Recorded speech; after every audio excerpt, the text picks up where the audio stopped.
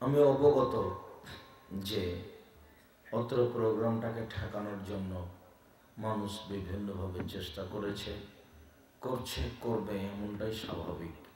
আমি এগুলো বহুদিন থেকে দেখে আসছি, যার কারণে এগুলো আমার কাছে কোনোদিন চিন্তার কারণ হয়নি। আমি আপনাদেরকে আশ্বস্ত করছি, মানুষ কমবেশ সে কথা নয়, অনেক পথ অতিক্রম করে এসেছি। এখন তার রাজশাহীতে থাকি না, ঢাকায় থাকি। এবছরের জানুয়ারি থেকে মর্মে অনেক পথ অতিক্রম করে এসেছি, এ কথাই ঠিক।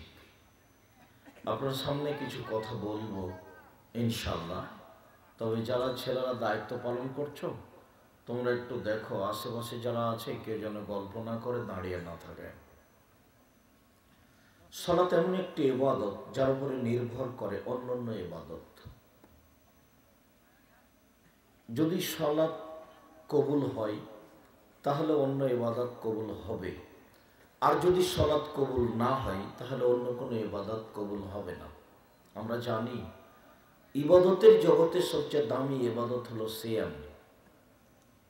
যে সিয়াম শাবান রমাজান আসছে, সিয়াম দিয়ে আল্লাহকে যত সন্তুষ্ট করা যায়, ইবাদতের জগতে আর কোনো ইবাদত দিয়ে আল্লাহকে তত সন্তুষ্ট করা যায় না, এ কথাই ঠিক। তারপরেও যদি তার সালাত কবুল না হয় তাহলে সিয়ামের মতো দামি ইবাদতকে আল্লাহ বাতিল বলে ঘোষণা দেবে। সালাত নেই যার, কোনো ইবাদত নেই তার। সালাত নামাজ এমন একটি ইবাদত যার উপরে নির্ভর করে অন্যান্য ইবাদত। ইবাদতের জগতে সবচেয়ে শক্তিশালী, ক্ষমতাধর, পাওয়ারফুল ইবাদত হলো দান। দানের চেয়ে কোনো শক্তিশালী ইবাদত পৃথিবীতে নেই। সালাত আদায় করে জান্নাত পাওয়া যায়, জান্নাত কিনা যায় না। সিয়াম পালন করে জান্নাত পাওয়া যায়, জান্নাত কিনা যায় না। হজ করে জান্নাত পাওয়া যায়, জান্নাত কিনা যায় না। দান এমন একটি ইবাদত যা দিয়ে জান্নাত কিনা যায়। আল্লাহ তাআলা বলছেন, মুমিন পুরুষ নারীর টাকার বিনিময়ে আমি জান্নাত বিক্রি করে দিয়েছি। তো অনেক বড় কথা নয়। তবে এখানে একটা ব্যাপার আছে যে দান দিয়ে অসহায় মানুষের সুবিধা হয়, এটা হলো মূল কারণ। রাসূল সাল্লাল্লাহু আলাইহি সাল্লামকে জিজ্ঞাসা করা হয়েছিল, আল্লাহ নবী আইউল ইসলামে খায়, মানুষের জীবনে সবচেয়ে ভালো কাজ কি, এটা জিজ্ঞাসা। মানুষ তো অনেক কাজ করে, কোরআন তেলাওয়াত করে, তাসবিহ তাহলিল করে, হজ করে, দান খয়রাত করে। এই ছেলে, মুখে কথা বলছো কেন? শরম হয় না তোমাকে? কয়বার নিষেধ করে? এই যাও, তোমরা দায়িত্ব পালন করো, যাও দেখো। যারা তোমরা দায়িত্ব পালন করছো তারা মুখে কথা বলবো না। পরিবেশ যেন এমন থমথমে থাকে, আপনারা এমনভাবে বসে থাকবেন পাখি যেন মনে করে আপনাদেরকে পাথর, এভাবে বসে থাকবেন। আর আমি তাফসির মাহফিল করতে আসিনি। চাঁপাই নবাবগঞ্জ মানে তাফসির মাহফিল। আমি তাফসির মাহফিল বন্ধ করতে আসি, কোনোদিন করতে আসিনি।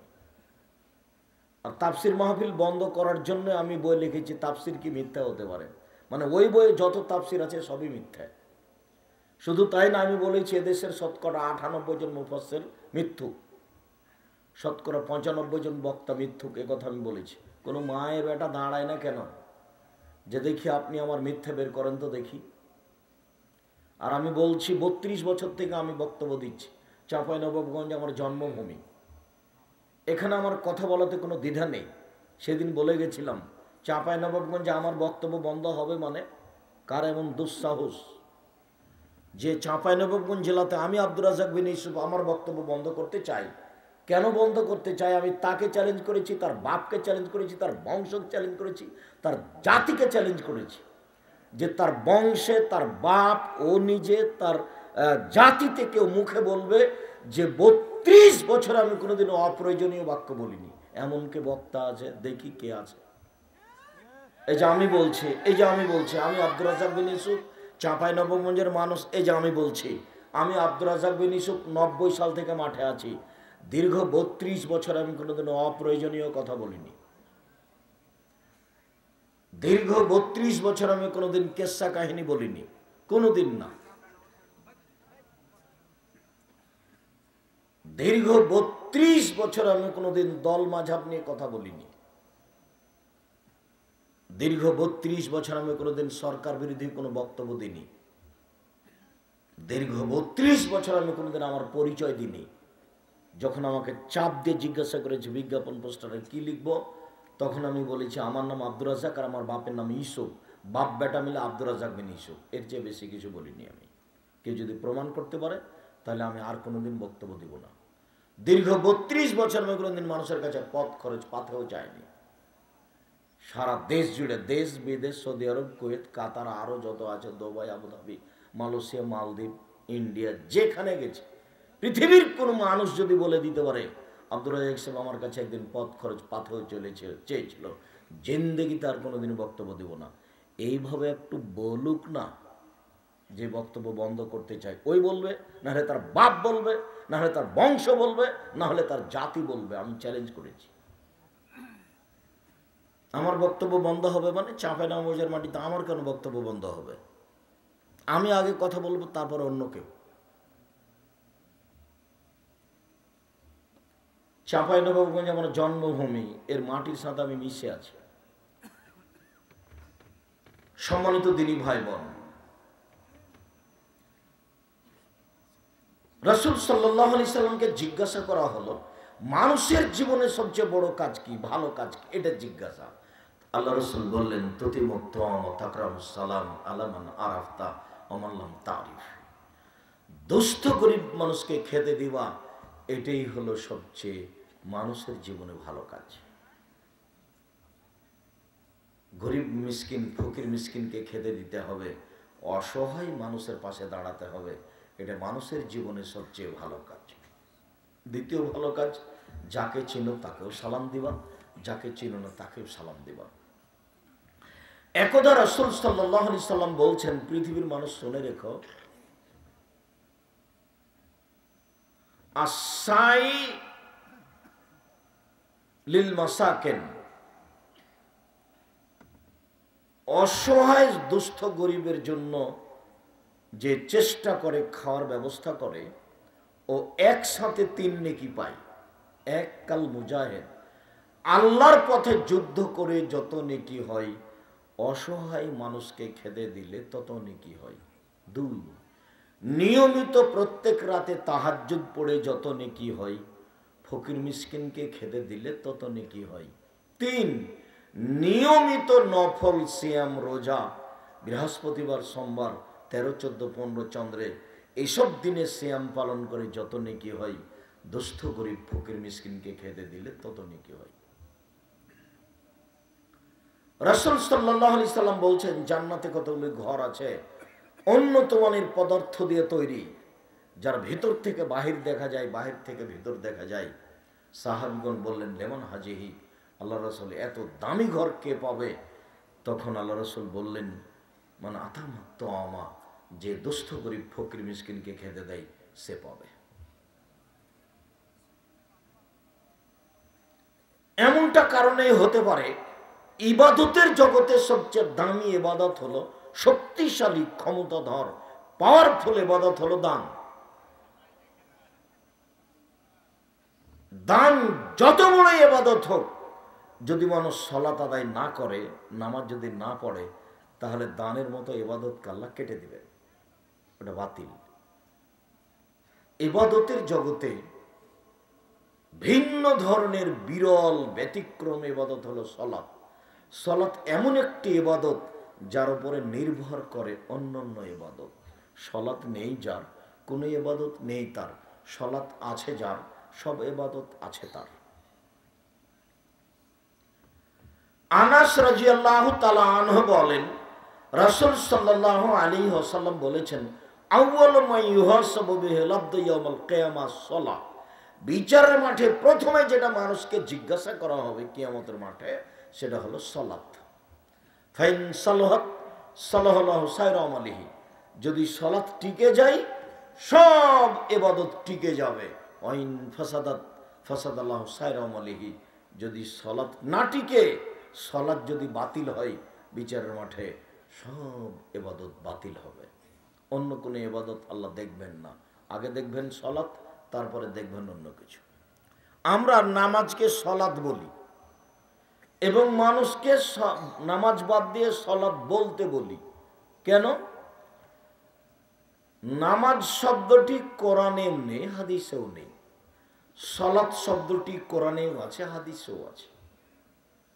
সিয়াম শব্দটি কোরআনেও আছে, হাদিসেও আছে। রোজা শব্দটি কোরআনেও নেই, হাদিসেও নেই। জাহান্নাম শব্দটি কোরআনেও আছে, হাদিসেও আছে। দোজখ শব্দটি কোরআনেও নেই, হাদিসেও নেই। জান্নাত শব্দটি কোরআনেও আছে, হাদিসেও আছে।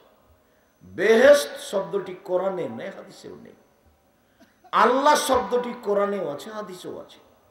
খোদা শব্দটি কোরআনেও নেই, হাদিসেও নেই। কিভাবে চলছে?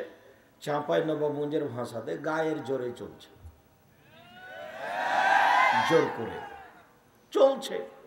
একজন যদি বলে চলবে না, তো আর একজন লাভ দিয়ে উঠেছে, কে বলে রে চলবে না রে, দাঁত খুলে দেবো একেবারে। জীবনে কোনোদিন দেখেনি কি চলবে কি চলবে না। এ কি ইউসুফ জুলেখার কাহিনী শুরু করে দিয়েছে। 3 দিন যাবৎ চলছে ইউসুফ জুলেখার কাহিনী, চলছে কাহিনী, আর সবাই বাদাম খাচ্ছে আর বলছে তাফসির মাহফিল। এই সামনে বার হবে, কমিটি কে কে কত টাকা দিবা তাফসির মাহফিলের? টাকার জবাব দিতে হবে। টাকা কি তোমার বাপের? বাদশাহ শাহজাহান কবর তৈরি করেছে বউয়ের, স্ত্রীর। টাকা কি শাহজাহানের বাপের? বিচারণে জবাব দিতে হবে। আপনি তাফসির মাহফিল করেছেন, আমি কোনোদিন করিনি, আমি করিনি, করবো না। আমি জাতির সামনে মিথ্যা তাফসির করব না, করতেও দেবো না। আমার গ্রামের এক চাচাতো ভাই আমাকে বলছে, আজকে যে এতে বাসের দুপুরে তাফসির করলো না, এ তাফসির তোরা জানিস না। কি করলো? ও জানিসই না তোরা এই তাফসির। আচ্ছা আমরা না জানি, করলো কি এটা একটু বলবেন না? তো বলছে তাহলে শোন, এমন তাফসির যেটা জীবনে শোনেনি।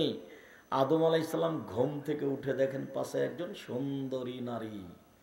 তো আদম আলাইহিস সালাম হাত বাড়াতে গেলেন, ফেরেশতা বলছেন থামেন। তো আদম আলাইহিস সালাম বলছেন কেন? তাহলে মোহর দিতে হবে। বলে মোহর আবার কি? বলে মুহাম্মদ সাল্লাল্লাহু আলাইহি সাল্লামের উপরে 1000 বার দরুদ পড়ে দিতে হবে।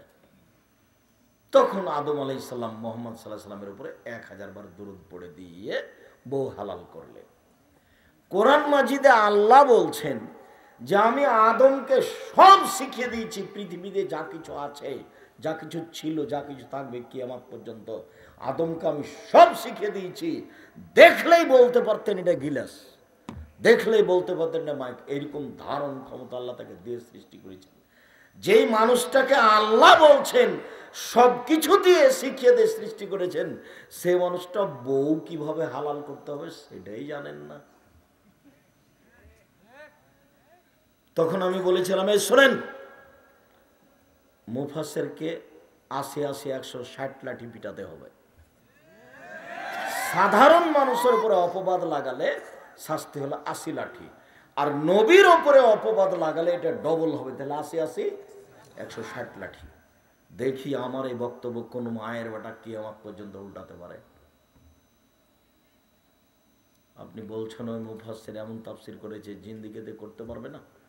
আমি আব্দুর রাজ্জাক বিন ইউসুফ 32 বছর থেকে বক্তব্য দিই কোরআন এবং হাদিস দিয়ে। 34 বছর থেকে বুখারী মুসলিম পড়াই, শিক্ষক, শেষ কিতাব পড়াই।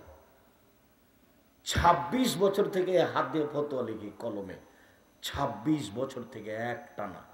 6 বছর থেকে ফতোয়া বোর্ড নিজে পরিচালনা করি। বড় বড় বিদ্বান দেশ বিদেশের সামনে বসে থাকে, যে ফতোয়া বোর্ড আমি নিজে পরিচালনা করি। আমি চাঁপাইনবাবগঞ্জের মানুষ। আমার প্রতিষ্ঠানে 4000 ছেলে মেয়ে আছে, 250 জন শিক্ষক শিক্ষিকা আছে। প্রতি মাসে বেতন লাগে 30 লক্ষ।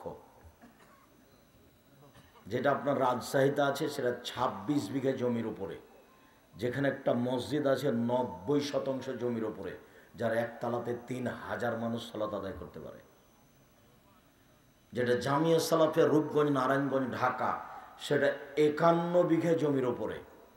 সেখানে একটা মসজিদ তৈরি শুরু হয়েছে 200 শতক জমির ওপরে, যে মসজিদের একতলাতে 10,000 মানুষ সালাত আদায় করতে পারবে। আলহামদুলিল্লাহ জামিয়া সালাফিয়া একটা মহিলা শাখা গড়তে যাচ্ছে আপনার রাজশাহী তানোর, রাজশাহী গোদাগাড়ি থানা, 40 বিঘে জমির উপরে। যে জমির দাতারা আমার পাশে বসে আছেন, জমি সম্পূর্ণ নেবরার সামনে লিখে দেওয়া হয়েছে। 40 বিঘা জমির উপরে একটা মহিলা শাখা গড়বে, জমি রেডি আলহামদুলিল্লাহ। জামিয়া সালাফিয়া তেঘরা বিরল দিনাজপুর 18 বিঘা জমির উপরে অবস্থান করে। আমি চাঁপাইনবাবগঞ্জের সাধারণ মানুষ, একেবারে আপনার মতোই পল্লী গ্রামে বাড়ি, বাড়ি থেকে দৌড় দিয়ে গ্রামে নদীতে গিয়ে লাফ দিয়ে পড়তাম। এটা হলো আমার ছোট জীবনের অবস্থা। বাড়ি থেকে বের হয়ে গ্রামের পাড়ার সবাই মিলে ঘাস কাটতাম। নদীতে সাঁতার দিলে আমার আগে কেউ যেতে পারতেন, এটা আমার খেয়াল ছিল, কে যেন আমার আগে যেতে না পারে। ঘাস কাটলে কে যেন আমার চেয়ে বেশি কাটতে না পারে। হাডুডু খেলালে আমার থেকে যেন কেউ বেশি খেলতে না পারে, কে যেন আটকাতে না পারে। সবসময় আমি আগে থাকবো, এটা আমার মাথায় কাজ করত। আলহামদুলিল্লাহ আল্লাহ আমাকে ওইভাবেই রেখে দিয়েছেন। কোনোদিন কোনো মানুষের পয়সার দিকে আমাকে তাকানো লাগেনি। সেক্রেটারি সভাপতি মসজিদ সবকে আমি উঠাই আর বসাই। কোনো দিন দেশ বিদেশে বক্তব্য দিচ্ছি, কে আমাকে নিয়ে গেল, কে আমাকে টাকা খরচ দিবে, রাস্তা খরচ আমাকে হিসাব করে আমাকে একটা বাক্য বলা লাগেনি। ওকে আমি টাকা দিই, ও আমাকে কি দিবে? আমার মুখের উপরে সাহস করে কোনো কথা বলবে এরকম সভাপতি সেক্রেটারি এদেশে নাই, ওটা আমি মাথাতেই রাখি না। আর হাদিস কোরআন বলার ব্যাপারে আমার এত বুকে বল যে আপনাকে আমি হিসাব দিতে পারি না, তবে আমি মানুষ। আমি বলেছি, আমি যেটা বলছি, আম গাছে জাম ধরতে পারে ধরে না, অমাবস্যা রাতে চাঁদ উঠতে পারে উঠে না, সিংহের ছিদ্র দিয়ে লাঙ্গলের ফল ঢুকতে পারে ঢোকে না, সিংহের ছিদ্র দিয়ে লাঙ্গলের ফল ঢুকে যেতে পারে, আম গাছে জাম ধরে যেতে পারে, অমাবস্যার রাতে চাঁদ উঠে যেতে পারে, এগুলো ঘটে যেতে পারে। আমি যা বলেছি বলছি, এতে সন্দেহ আছে বলে কিয়ামত পর্যন্ত চেষ্টা করলে এর ভিতরে সরিষা ঢোকানো যাবে না। তবে আমি মানুষ। সম্মানিত দিনী ভাই বোন, যার কারণে আমার একটা সাহস থাকে। যারা দিনী বৈঠক করে মহিলারা, দিনী বোন, আমি তাদেরকে অনুরোধ করি, দেখো যার পাল্লাতে পড়েছো তোমাকে ভুল পথে নিয়ে গেছে। আমি আব্দুর রাজ্জাক বিন ইউসুফ, আমি তোমার দেশীয় ভাই, আমি তোমার বাড়ির মানুষ। আমি চাঁপাইনবাবগঞ্জের মানুষ, তুমি চাঁপাইনবাবগঞ্জের মহিলা। তুমি আমার সাথে পরামর্শ করে দিন প্রচার করো। তোমার নেতা তোমাকে ভুল পথে নিয়ে গেছে। তোমার নেতা তোমাকে বলেছে মাগরিবের পরে 6 রাকাত সালাত আদায় করতে হয়, সালাতুল আওয়াবিন, এটা বিদআত, এটা হারাম। কিয়ামত পর্যন্ত তোমার নেতা কেন তোমার জাতি প্রমাণ করতে পারবে না। তুমি বলেছো মহিলা বৈঠকে, বুবু নামাজে যখন দাঁড়াবে বুবু, তো 2 পায়ের গোড়ালি জমা করে দাঁড়ায় বুবু, যদি 2 পা ফাঁক রাখো বুবু, তাহলে লজ্জা স্থানের যোগাযোগ বুবু মাটির সাথে হবে, মাটি অভিশাপ করবে। বুবুর সব কথাই নাকি বুখারীতে আছে।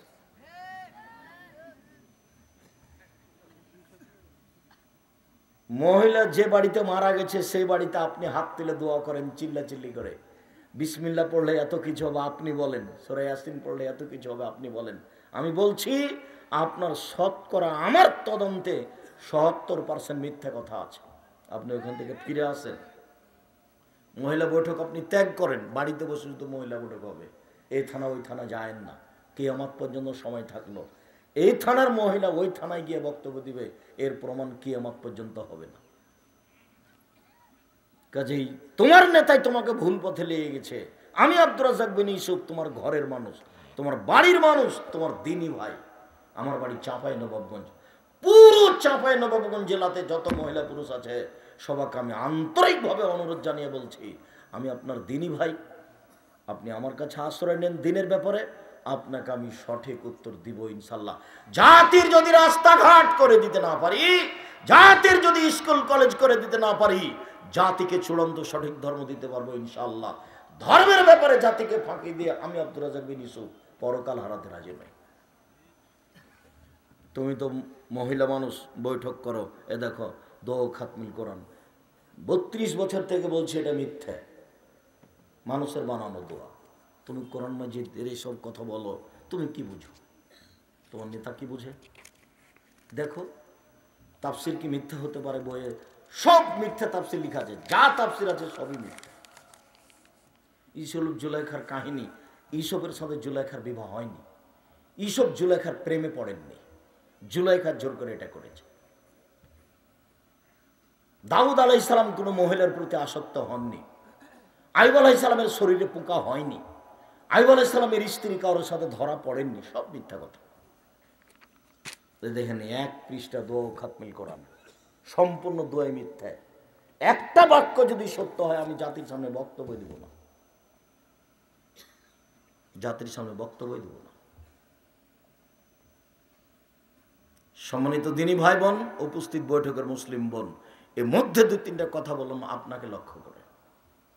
সালাত এমন একটি ইবাদত যার উপরে নির্ভর করে অন্য ইবাদত। আবু হুরায়রা রাদিয়াল্লাহু তাআলা আনহু বলেন, রাসূল সাল্লাল্লাহু আলাইহি সাল্লাম বলেছেন, as-salatu salasatu aslasin, সালাত তিন ভাগে বিভক্ত। at-tuhur solusun, ওযু হলো তিন ভাগের এক ভাগ, আর রুকু solusun, রুকু হলো তিন ভাগের এক ভাগ, আর সুজুদ solusun, সিজদা হলো তিন ভাগের এক ভাগ। কথার কথা, দুই রাকাত সালাত আদায় করে যদি আমরা 300 নেকি পাই, যদি ওযু ঠিক না থাকে তাহলে 100 কাটা গেল, যদি রুকু ঠিক না হয় তাহলে 200 কাটা গেল, যদি সিজদা ঠিক না হলে 300 কাটা গেল, এক নেকি হবে না, যা একটু পরে আলোচনা আসবে।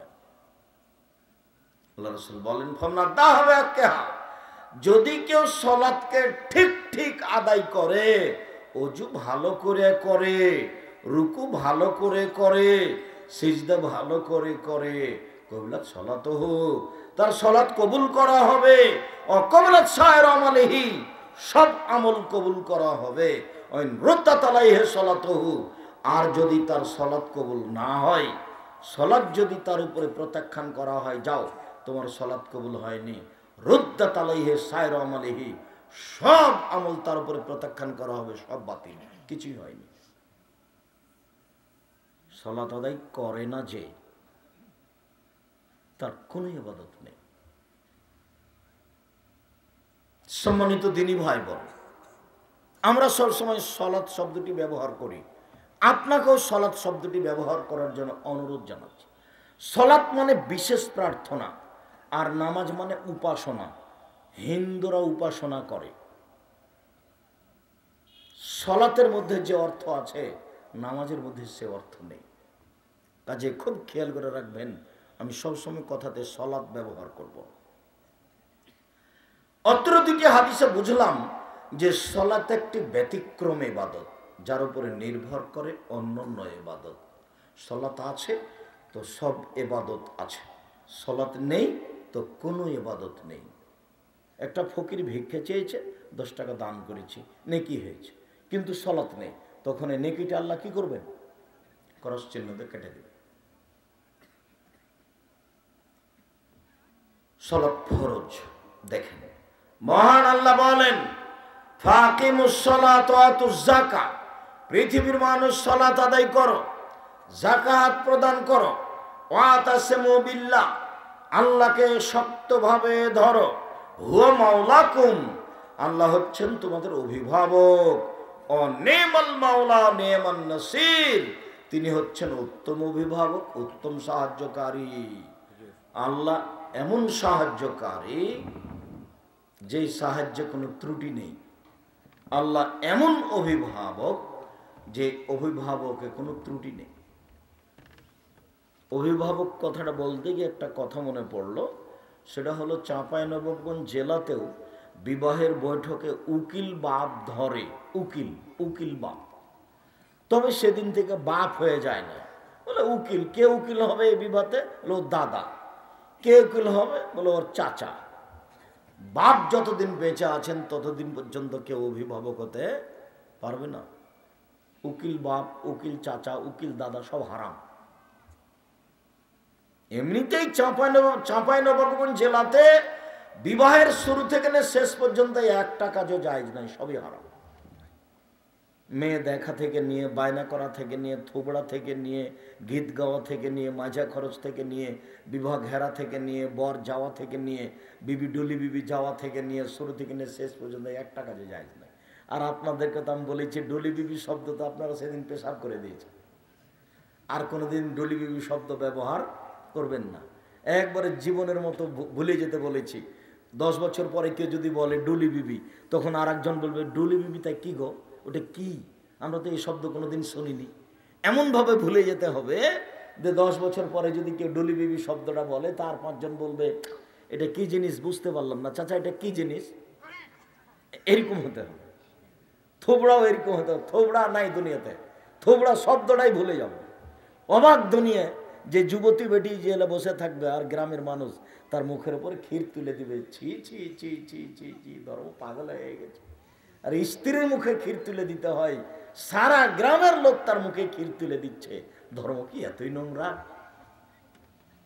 দেখে মনে হয় যে হিন্দুদের বিবাহ লেগেছে, বর কলার গাছের চতুর্দিকে ঘুরছে, হিন্দুদের বিবাহ লেগেছে।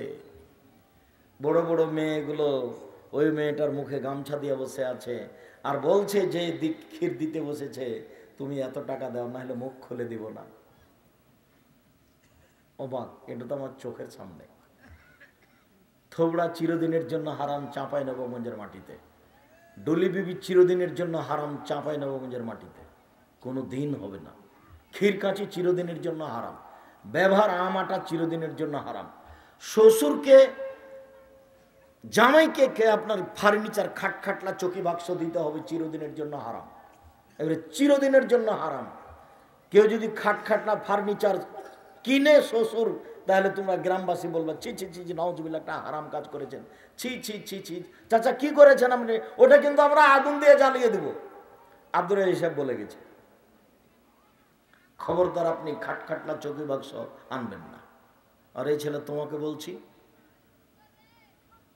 তুমি অত নোংরা শ্রেণীর ছেলে কেন? তোমার বাপও কি এরকম? ফার্নিচার নিয়েছো কেন? কেন নিবা? সাইকেল নিয়েছো কেন? মোটর সাইকেল নিয়েছো কেন? ভিক্ষা করে খেতে পারো না বাব্বাটা? ভিক্ষা করে খাবা, ভিক্ষা করে খাও। মোটর সাইকেল নিবা কেন? কেন নিবা? বাপের কিছুই নেই, কাজ করে খাও। আমি ভিক্ষা করে খেতে বলিনি, আমি বলেছি কাজ করে খাও। যদি কাজ না পাও তো ভিক্ষা করে খাও, শ্বশুরের কাছে কিছু নিবা না। যৌতুক চিরদিনের জন্য হারাম। মহান আল্লাহ বলেন,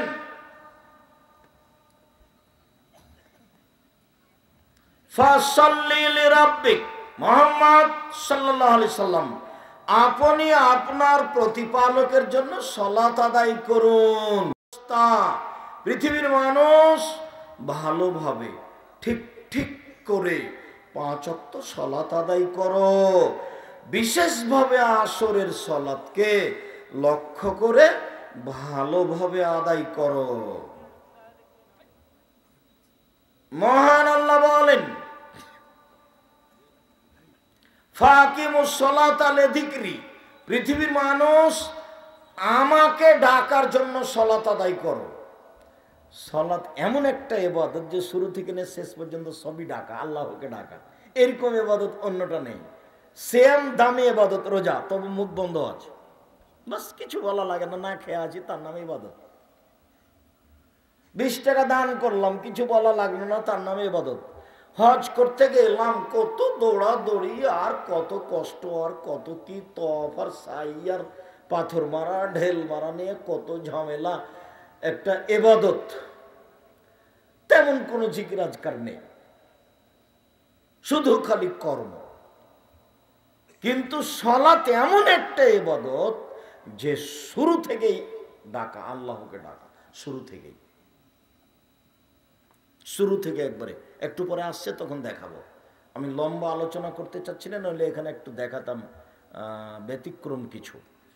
সম্মানিত দিনী ভাই বোন, রাসূল সাল্লাল্লাহু আলাইহি সাল্লাম বলেন সালাত ফরজ। আয়াতগুলিতে সালাত ফরজ বলে আল্লাহ তাআলা ঘোষণা করেন। আব্দুল্লাহ ইবনে আমর বলেন, রাসূল সাল্লাল্লাহু আলাইহি সাল্লাম বলেছেন, ইসলাম নির্ভর করে 5টা জিনিসের উপরে, 5টা ভিত্তি। একটা ভেঙে গেলে ও পড়ে যাবে, একটা খুঁটি ভেঙে গেলে এটা পড়ে যাবে। 5টা খুঁটির উপরে ইসলাম নির্ভর করে।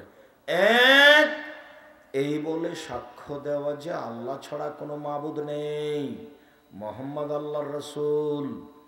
এটা আমরা বলি কিন্তু এর মানে আমরা জানি না। আমি সাক্ষ্য দিচ্ছি আল্লাহ ব্যতীত কোনো মাবুদ নেই, এর মানে হলো তুলসী গাছ তুলে ফেললে কিছুই হয় না। আমি সাক্ষ্য দিচ্ছি আল্লাহ ছাড়া কোনো মাবুদ নেই, এর মানে হলো যে আমি কথা বলছি টিকটিকি টিকটিক করে ঠিক বলেছে, ওটা মিথ্যা কথা, কিছুই না। আমি সাক্ষ্য দিচ্ছি আল্লাহ ছাড়া কোনো মাবুদ নেই মানে যে আপনার মা কুলাতে চাউল ঝাড়ছিল, তা আপনার ছেলেটা যে কুলার উপরে চড়ে নিয়েছে, তখন আপনার মা বলছে হট হট ঘিনঘিনা করে এখানে কুলাতে পা দিতে হয়, সর সর। আরে আপনার মা এভাবে বলছে কেন? ভাইয়া সরো, ভাইয়া একটু সরো, কাজটা করতে দাও, এটা বলবে। তো কুলাতে পা দিতে হয় এই কথা বললো কেন? বলে কুলার উপরে চড়ে থাক। বলবেন আপনি যে বেটা তুই চড়ে থাকতো, তো দাদির কুলার উপরে চড়ে থাক, নামবি না। আমি সাক্ষ্য দিচ্ছি আল্লাহ ছাড়া কোনো মাবুদ নেই, এর মানে হলো কুলাতে চড়ে থাকলে কিছুই হয় না, গরুকে লাথি মারলে কিছুই হয় না, চুলার ওতে পা লেগে গেলে কিছুই হয় না, ভাতের পাতিলে পা লাগলে কিছুই হয় না, ফরজ গোসল না করে সিম ছিঁড়লে বেগুন তুললে কিছুই হয় না, হবে মনে করলেই শিরক। তাহলে লা ইলাহা ইল্লাল্লাহ কেটে গেছে। সন্ধ্যার সময় ঘরে বাতি জ্বালাতে হবে, জ্বালালেই শিরক হবে, তখন লা ইলাহা ইল্লাল্লাহ কেটে গেছে। এদেশে একটা বই পাওয়া যায়, কে বড় ক্ষতিগ্রস্ত, আব্দুর রাজ্জাক বিন ইউসুফ। মন খারাপ করে কোনো লাভ নাই, আমি যেটা লিখেছি কলম মুখ মিডিয়া আমি জাতির সামনে 100 পেশ করার চেষ্টা করেছি। আমি আপনার গ্রামের মানুষ এ কথাই ঠিক, আমি আপনার জেলার মানুষ এ কথাই ঠিক, তবে আপনি মনে রাখবেন আমি আব্দুর রাজ্জাক বিন ইউসুফ জাতিকে দিন ধর্ম প্রচার করতে ঘাটতি করিনি, মুখে কলমে মিডিয়াই। এই যে মুখ, এই যে সামনে মিডিয়া, যে একটু পরে বই পুস্তক আসবে, তার একটা বইয়ের নাম হলো কে বড় ক্ষতিগ্রস্ত। ওতে লম্বা আলোচনা আছে শিরকের, তার মধ্যে জন্ম দিবসও আছে, মৃত্যু দিবসও আছে, তার মধ্যে দিবস আছে, দিবসই শিরক। আমাকে বলছে আব্দুর রাজ্জাক সাহেব আমি তেমন কিছু করব না, একটু খালি খানা পানি করবো। তা বলছে আপনার ছেলের যেদিন জন্মেছে তার আগের দিন করেন না? তাহলে ভাই মিঠা লাগে না যে, এই জন্যই শিরক। এতে আপনার স্বাদ কেন? কেন এতে স্বাদ? এর নাম শিরক। এদেশে অনেক শিরক। আমি সাক্ষ্য দিচ্ছি আল্লাহ ছাড়া কোনো মাবুদ নাই, এক। দুই, একামিস সালাত আদায় করতে হবে। তিন, এটা যাকাত দিতে হবে। চার, সময় রমজান মাসে সিয়াম পালন করতে হবে। পাঁচ, হজ করতে হবে। এই পাঁচটা বিধান ফরজ। কোরআন এবং হাদিসে সংক্ষিপ্তভাবে বুঝছিলাম যে সালাত ফরজ। আল্লাহ তাআলা রাসূল সাল্লাল্লাহু আলাইহি সাল্লাম বলছেন যে সাল্লু খামসাকুম, পৃথিবীর মানুষ 5 ওয়াক্ত সালাত আদায় করো। অসম শাহরাকুম, রমজান মাসে সিয়াম থাকো। ওয়াদু যাকাত আমওয়ালাকুম, তোমাদের টাকার যাকাত দাও। ওয়াতু জামরাকুম, দায়িত্বশীলকে মেনে চলো। তাদখুলুনা জান্নাতা রাব্বিকুম, তাহলে তোমরা তোমাদের প্রতিপালকের জান্নাতে চলে যাওয়া। আদেশ 1 নম্বরে আছে 5 ওয়াক্ত সালাত আদায় করো, এটা ফরজ, সালাত আদায় করতেই হবে। ওযু করে সালাত আদায় করতে হয়, পানি নেই, তায়াম্মুম করে সালাত আদায় করতে হবে। মাটিও নেই, ও পানিও নাই, মাটিও নাই, এমনিতেই সালাত আদায় করতে হবে, ওযু ছাড়াই, তায়াম্মুম ছাড়াই। কেবলার দিকে মুখ করে সালাত আদায় করতে হয়, কেবলা বোঝা যায় না, বিনা কেবলায় সালাত আদায় করতে হবে। বসে দাঁড়িয়ে সালাত আদায় করতে হয়, বসে থাকা যায় না, দাঁড়িয়ে থাকা যায় না, বসে থেকে সালাত আদায় করতে হবে। বসে থাকা যায় না, শুয়ে থেকে সালাত আদায় করতে হবে।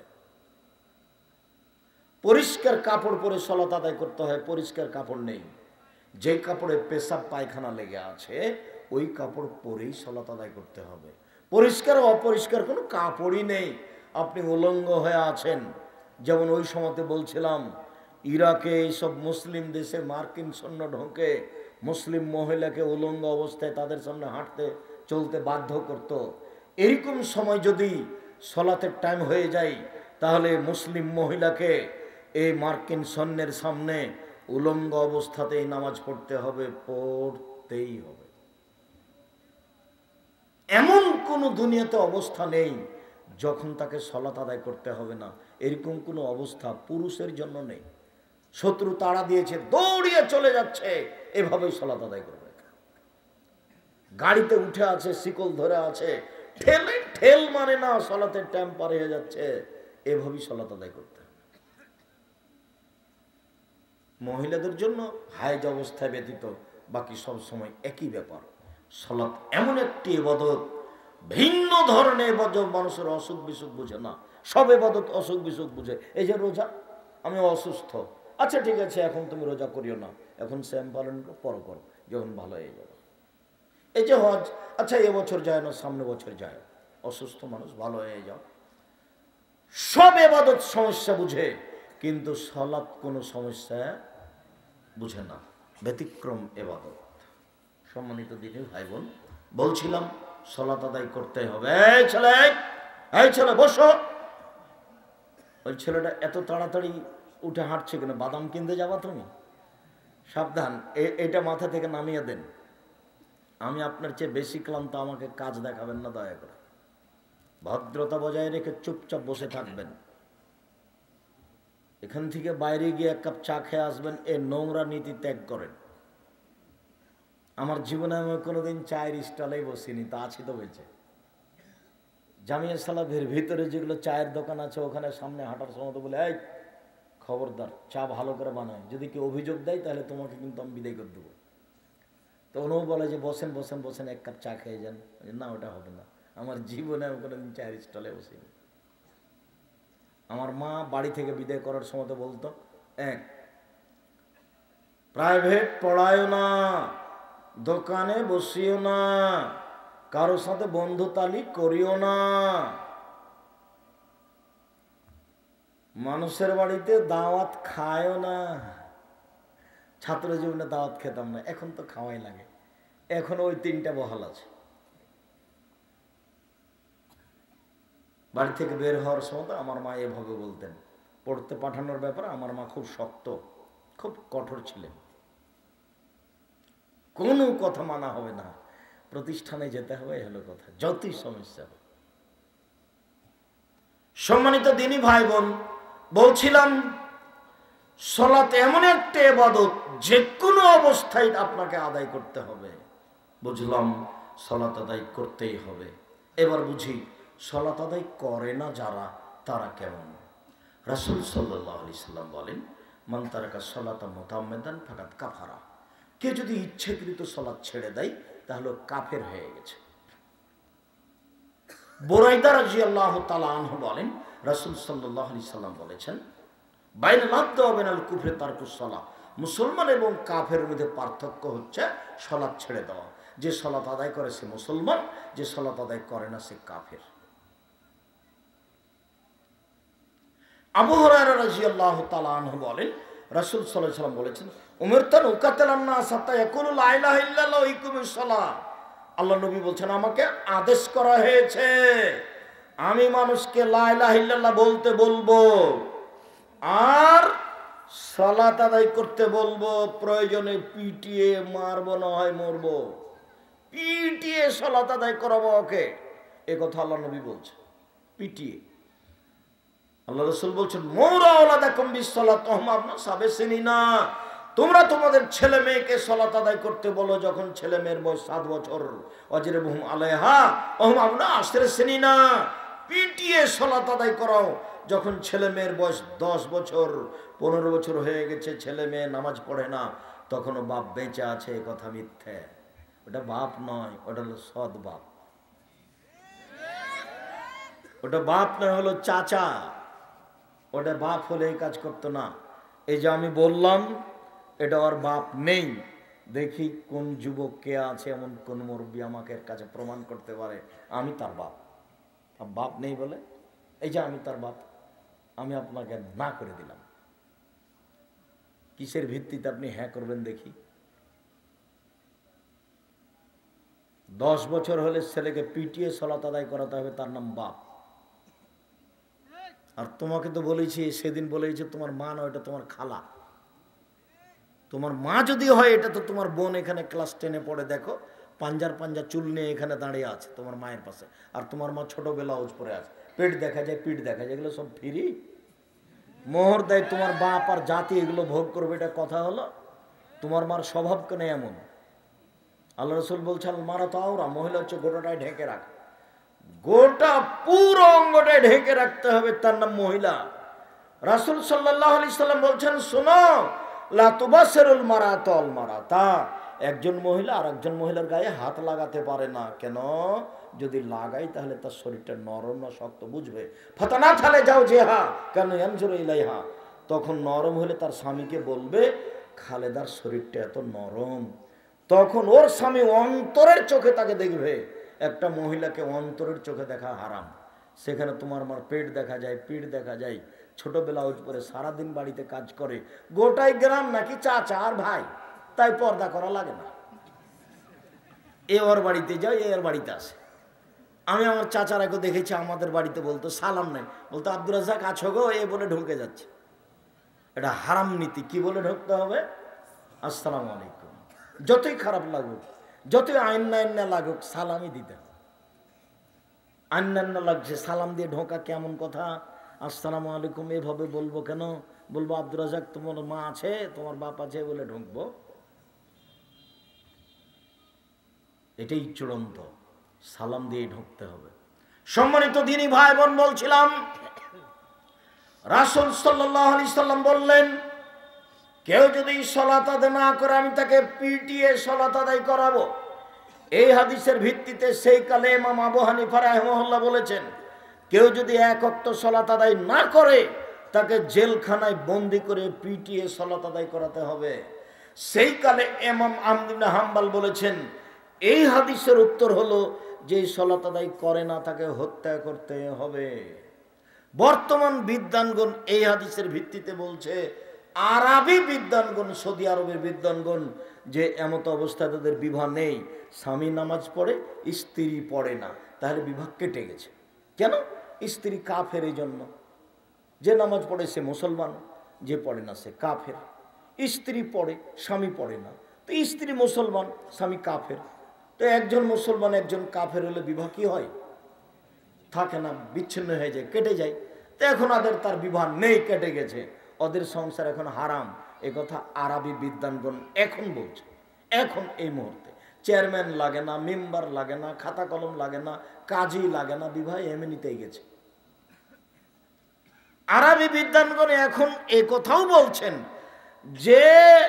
যে নামাজ পড়ে না ওকে হিন্দুদের শ্মশান ঘাটে ফেলতে হবে, মুসলমানের কবরে তার কবর হবে না, কবরস্থানে তার কবর হবে। তাহলে নামাজ না পড়াটা, সালাত আদায় না করাটা কত বড় ইবাদত। উপস্থিত বৈঠকের দিনী মুসলিম বোন, উপস্থিত বৈঠকের দিনী মুসলিম ভাই বলেন ইনশাআল্লাহ আজ থেকে সালাত আদায় করব ইনশাআল্লাহ। ও তো ফুর্তিতে বুঝতে পারলাম না। ইনশাআল্লাহ বলেন, ইনশাআল্লাহ সালাত আদায় করবেন। সালাত আদায় না করে আপনি কি করবেন? আমার দাদি খুব শক্ত ছিল সালাত আদায়ের ব্যাপারে। আজান হয়ে গেছে, কাজ বাদ দিয়ে সালাত আদায় করতে যেতে হবে। আমার মা বলতেন আমি নতুন বউ এসেছি, আমার মায়ের কথা, নতুন বউ এসেছি তো আমাকে ঘর লেপতে দিয়েছে, তো আমি ঘর লেপছি, লেপা তো আমরা সবাই বুঝি, ঘর লেপছি, তো আজান হয়ে গেছে। তখন আমার দাদি বলেছেন এই করো, ওই হাত ধুয়ে নিয়ে নামাজ পড়ে নিয়ে বাকিটা লেপো। তখন আমার মা বলেছে আর দুবার হাত ঘুরে নিত হয়ে যাও, শেষ করে নিয়ে হাত ধুই, যেমন এই কথা বলা। আমার দাদি দড়িয়ে এসে একবারে পিঠের উপরে কয়েক কিল। হ্যাঁ, আমি বলছি নামাজ পড়তে আর তুই বলছিস দুবার হাত ঘুরিয়ে নি, তো সাহসে অবাক হয়ে গেল। ধান ভিজা যাচ্ছে গলিতে, বৃষ্টি হচ্ছে, তো এখন আজান হয়ে গেছে, আমার দাদি ধান উঠাতে দেবে না, ওই যে ধান ভেসে চলে যায়, যে ভিজেছে সেই শুকাবে, আগে সালাত নামাজ তারপরে ধান উঠাতে হবে। খুব শক্ত কঠোর মহিলা ছিলেন সালাতের উপরে।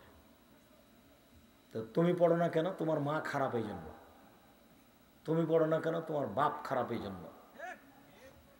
তোমার মা তোমার বাপের সংসারে এসেছে, ছেলে মেয়ে হয়ে গেছে, ও নিজেই বুঝতে পারেনি মা কাকে বলে। তোমার মাও যেমন তোমার বাপও তেমন। এটা জীবন হলো কুকুর শ্রীগালের মতো, গরু ছাগল খায় হাগে দিন কাটায়, কুকুর শ্রীগালও তাই। এমনি দিন আসছে যাচ্ছে, ওই যে বর্ডার 0 পয়েন্টে যাচ্ছে, এই করছে, ঘুরে চলে আসছে, হাঁকছে, খাচ্ছে, চলে আসছে। এটা জীবন কুকুর শ্রীগালের মতো। বুঝেও বুঝে না, ওরা অন্তর আছে, বুঝে না। দেখেও দেখে না, ওরা চক্ষু আছে দেখে না, শুনেও শুনে না, ওরা কান আছে শুনে না। উলায়েকা কালানাম, তারা পশু প্রাণীর মতো, তারা গরু ছাগলের মতো, তারা কুকুর শ্রেণীর মতো, বালুম মাজার বরং তার চেয়ে খারাপ। আল্লাহ বলছেন এই কথা, যেগুলো জীবন হলো গরু ছাগলের মতো, কুকুর শ্রেণীর মতো, যার বিবেচনা নেই, যারা হালাল হারাম নেই, যার ইবাদত নেই, যার সলাৎ নেই, যার আল্লাহ বলা নেই, যার কোরআন তেলাওয়াত নেই, কিছুই নেই, এমনি দিন কাটে।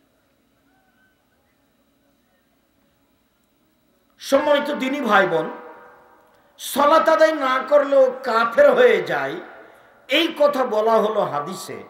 তাতে বিদ্বানগণ ইমাম আবু হানিফা বলেছেন সালাত আদায় না করলে তাকে জেলখানায় বন্দি করে পিটিয়ে সালাত আদায় করাতে হবে। তাতে ইমাম আহমদ ইবনে হাম্বল বলেছেন ওকে জবে করতে হবে। তাতে আরবি বিদ্বানগণ বলছেন সালাত আদায় না করলেও মুসলমান থাকে না। যদি স্বামী স্ত্রী হয় তাহলে বিবাহ বিচ্ছিন্ন হয়ে গেছে। ও যদি মারা যায় তাহলে হিন্দুদের শ্মশান ঘাটে ফেলতে হবে, ওকে মুসলমানের কবরস্থানে দেওয়া যাবে না। আপাতত এইভাবে বুঝলাম। আব্দুর রাজ্জাক সাহেব, আপনি কি বলেন?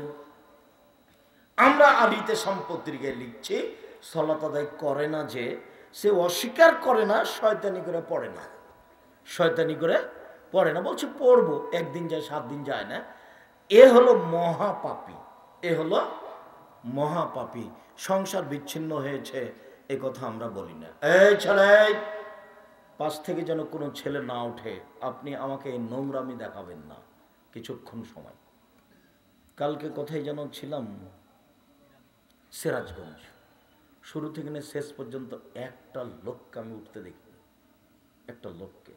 ওরা তাফসির মাহফিল করে না, ওরা বাদাম খায় না বক্তব্য চলাকালীন। আর আমাদের স্বভাব খারাপ, আমরা বক্তব্য চলে, তাফসির ইউসুফ জুলেখার মিথ্যা কাহিনী চলে, বাদাম খাই, গল্প করি, তার নাম বক্তব্য। তারপর 2-3 ঘন্টা পরে হুজুর বলে যে তাফসির করলাম আজকে তো শেষ তো হলো না, আরো 2 ঘন্টা লাগবে, এভাবে বলে না। আর একবার এসে 2 দিন লাগবে। ও জীবনে যা বলেছে কোনো তাফসিরের সাথে মিলাতে পারবেন না, একটাও মিলাতে পারবেন না। এমনি বলেছে, ভুকাস কোম্পানি, একেবারে ফালতু। আমি আপনার গ্রামের মানুষ, আমি গ্রামের মানুষ হিসেবে বউকে খুব সাহস নিয়ে কথা বলছি, কথার 19-20 হবে না। আমি আব্দুর রাজ্জাক বিন ইউসুফ, 32 বছর থেকে মাঠে আছি, তবে আমি মানুষ।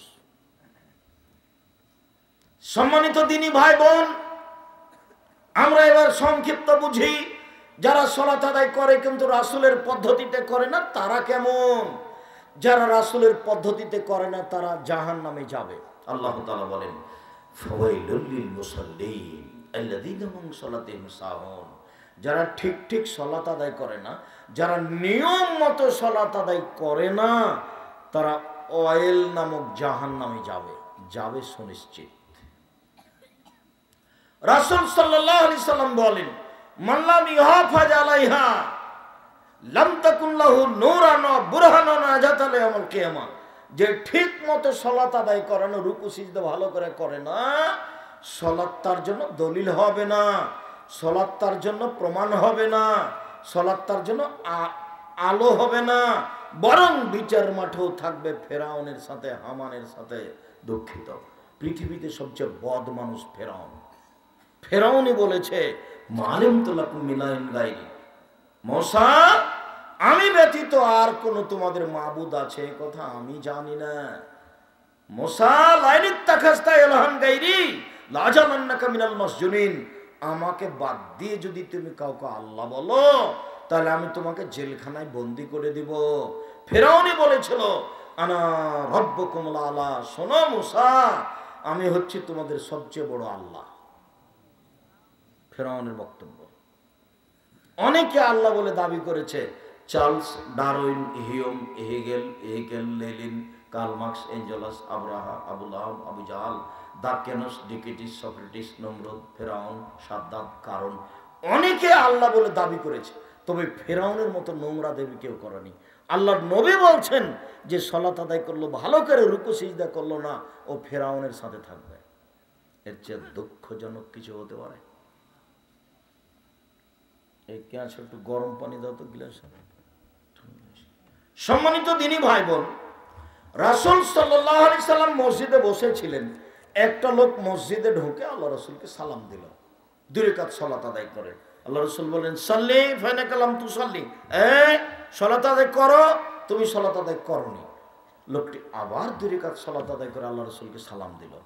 আল্লাহ রাসূল বললেন, সাল্লি ফাইনাকা লাম তুসাল্লি, তুমি সালাত আদায় করো, তুমি সালাত আদায় করোনি।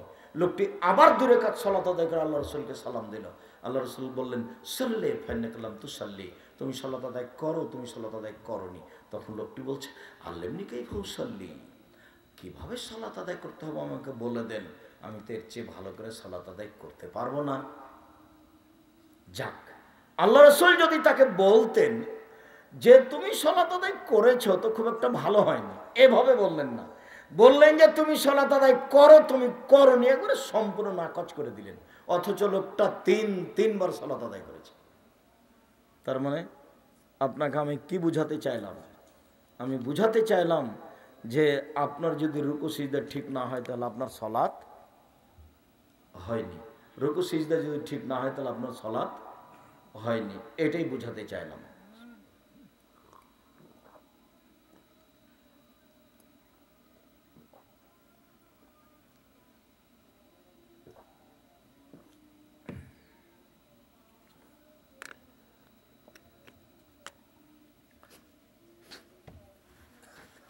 আর আরেকটা কথা মনে রাখবেন, কণ্ঠস্বরে বক্তব্য জায়েজ না, এটা নতুন কথা নয়। যা খাতাবা, যখন আল্লাহ রাসূল বক্তব্য দিতেন, ওহামারা তাই না হোক, 2 চোখ লাল হয়ে যেত, ওয়াস্তাদা গাজাহু, রাগ বেশি হয়ে যেত, ওয়ালা সাউতুহু, কণ্ঠ উঁচু হয়ে যেত, কান্না মঞ্জুর যায়, যেন তিনি সৈন্য দলকে ধমক দেখাচ্ছেন, এই করতে হবে, সে করতে হবে। এটা ছিল বক্তব্যের গতি। আর সুর করলে অনেক অপ্রয়োজনীয় কথা মিলাতে হবে, নাহলে সুর টিকবে না। আবার যখন সুর হবে তখন আপনি কথা ধরে রাখতে পারবেন না, তখন মিঠা লাগবে, কোনটা যে ঠিক কোনটা যাবে ঠিক বুঝতে পারবেন না। বক্তব্য এমন হতে হবে যেখান দিয়ে যাবে কেটে ছিলে ছেঁচে চলে যাবে, 20 বছর পরে যেন মনে থাকে।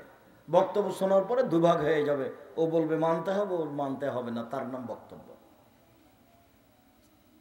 এইরকম বক্তব্য হলে মানুষ ঠিকই কোরআন হাদিস মানার একটা সুযোগ পেত। সম্মানিত দিনী ভাই বোন, বলছিলাম যারা সালাত আদায় করে রাসূলের পদ্ধতিতে করে না তারা কেমন। এবার একটু দেখাই কিভাবে সালাত আদায় করতে হবে। আমার দিকে দেখেন, কিভাবে সালাত আদায় করতে হবে। সাল্লু কামা রাআইতুমুনি উসাল্লি, পৃথিবীর মানুষ আমি যেভাবে সালাত আদায় করছি সেভাবে সালাত আদায় করো। এ কথা কে বলছেন? মুহাম্মদ সাল্লাল্লাহু আলাইহি সাল্লাম। তো এখন কি আল্লাহর নবী আছেন যে দেখবেন? তাহলে কি করতে হবে? হাদিস দেখতে হবে। তো হাদিসে যে ভুল ত্রুটি আছে, বুখারী দেখেন, বুখারী সালাতের জায়গা, মুসলিম দেখেন, রিয়াজুস সালেহিন দেখেন।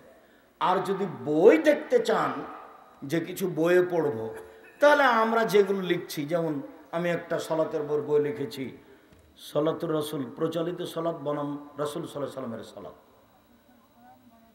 রাসূল সাল্লাল্লাহু আলাইহি সাল্লামের সালাত বনাম প্রচলিত সালাত, এবং আইনে রাসূল সাল্লাল্লাহু আলাইহি সাল্লাম দোয়া অধ্যায়, কত জায়গাতে দোয়া আছে, কত জায়গাতে হাত তুলে আছে, আর কতটা হাত তুলে দোয়া আছে বিস্তারিত দিয়েছি।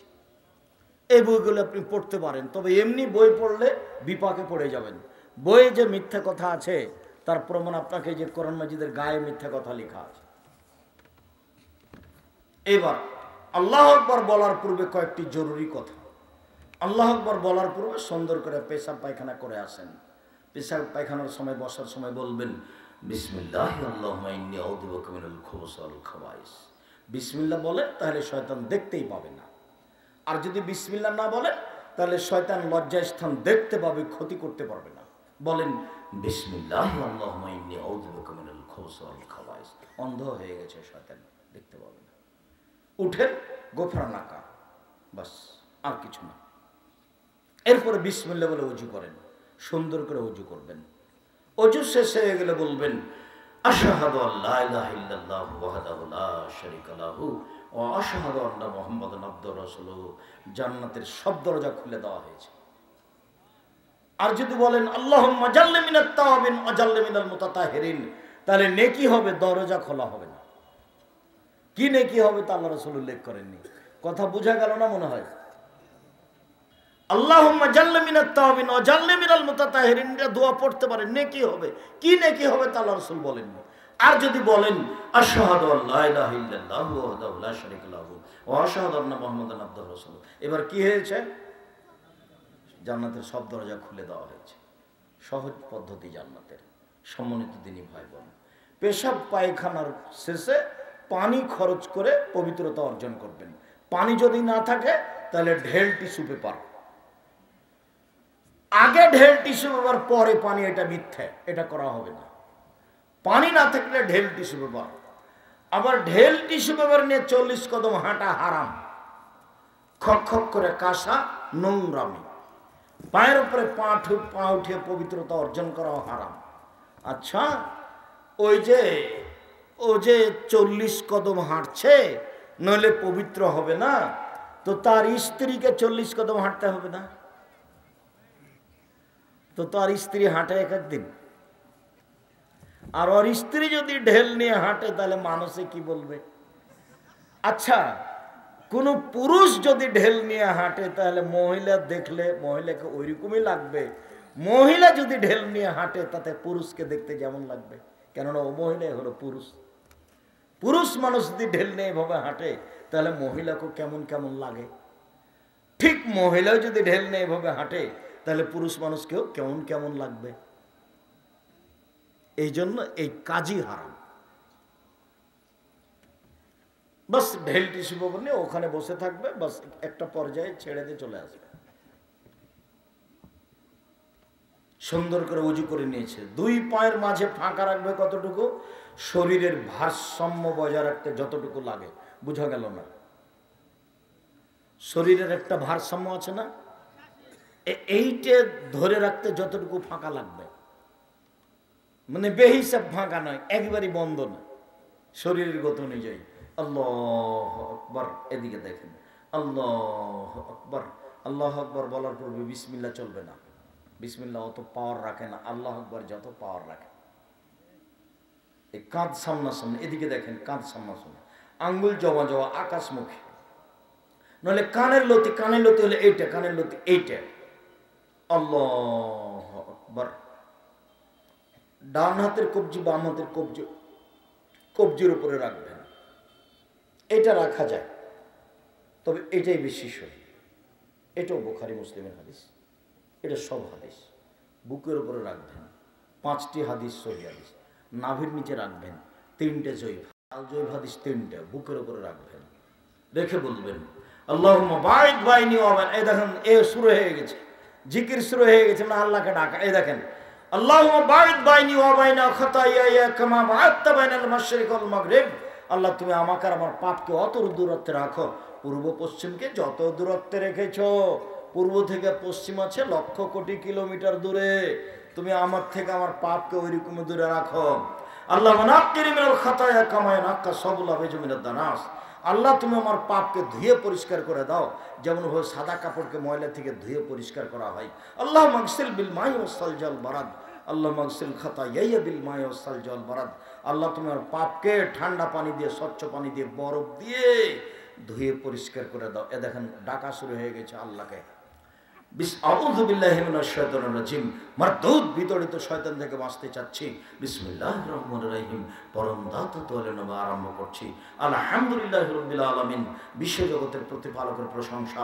আর রহমানির রহিম, তিনি হচ্ছেন পরম দাতা দয়ালু। মালিক ইয়াউমিদ্দিন, তিনি হচ্ছেন বিচার দিনের মালিক। ইয়াকা না'বুদু, একমাত্র তোমার ইবাদত করি। ওয়া ইয়াকা নাস্তাইন, একমাত্র তোমার নিকটে সাহায্য চাই। ইহদিনাস সিরাতাল মুস্তাকিম। তুমি আমার একটা কথা শোনো, তুমি আমাকে সোজা পথ দেখাও। তুমি আমার একটা কথা শোনো, তুমি আমাকে সোজা পথ দেখাও। সিরাতাল লাযিনা আনআমতা আলাইহিম, ওদের পথ দেখাবে যাদের ভালোবেসেছো। ওদের পথ দেখাও যাদের ভালোবেসেছো।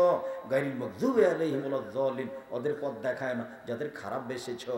ওদের পথ দেখায় না যারা অভিশপ্ত। ওদের পথ দেখায় না যারা পথ ভুলে গেছে। খারাপদের পথ দেখায় না। আমিন। দীর্ঘ সময় ধরে যে কথাটা বললাম, এটা তুমি কবুল করো। আমার একটা কথা শোনো, তুমি আমাকে সোজা পথ দেখাও। ওরা বলছে এই দল করো, ওরা বলছে এই দল করো, ওরা বলছে ধর্মীয় দল করো।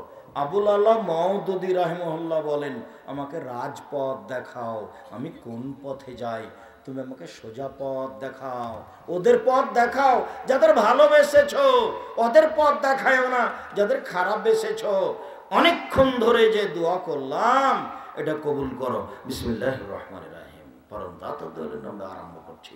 কুল হুয়াল্লাহু আহাদ, হে নবী আপনি বলুন আল্লাহু সামাদ, আল্লাহ একক, নিরপেক্ষ, মুখাপেক্ষীহীন।